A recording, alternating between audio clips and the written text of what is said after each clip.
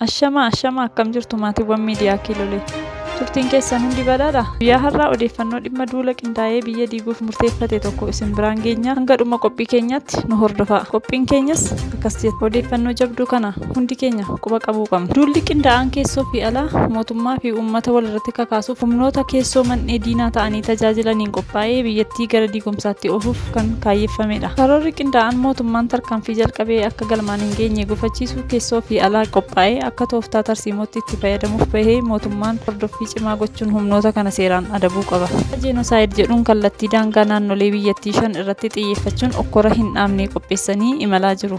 Naannoleen rakkoo kanaaf diinni uummataa fi mootummaa walitti dammaqsuuf karoorse keessaa naannoo Oromiyaa, naannoo Amaaraa, naannoo Beenishaangul Gumuz, naannoo Gaambeellaa fi naannoo Somaaleedha. Keessumatti naannoo Oromiyaa fi naannoo Amaaraa uummata lameen walitti buusuuf hojii jalqaba godhatanii torbee darbeerraa gareen shororkeessaa faannoo sochii jabaa godhaa turee jira. Sochii isaa kan jalqabaatiin karoora lixa Oromiyaa haleeluuf karoorfatus humnootiin nageenyaa hedduun garas waan jiraniif iddoo biraa lama haleeluuf qopheeffate. Iddoolee haleellaaf qopheeffatan keessaa godina addaa saba Oromoo Walloo isa duraati. Kan itti aanu Shawaa Bahaa Aanaa Fantallee gandoota kanaan dura to'atan dabalatee haleellaa jumlaa raawwachuuf kan socho'aa jiranidha. Biyyattii keessatti tasgabbiin nageenya lammiilee akka hin eegamne gochuuf saboota filanii hawaasa siviilii fixuudha. Ergasii maqaa jenosaayid jedhu kanaan mootummaa Itoophiyaa dhiibbaa jabaa siyaasaa fi hawaasummaatiif saaxilanii humna mootummaa guutummaatti fudhatamummaa isaa xiqqeessuuf karoorfatanii jiru. Karaa biraan immoo sochii Oromoo fi Dr. Abiy Ahmed walitti diinomsuu addaan baasuu irratti karoorfatamee hojjetamaa jira. Sochiin addaan baasuu kun karaalee armaan gadiitiin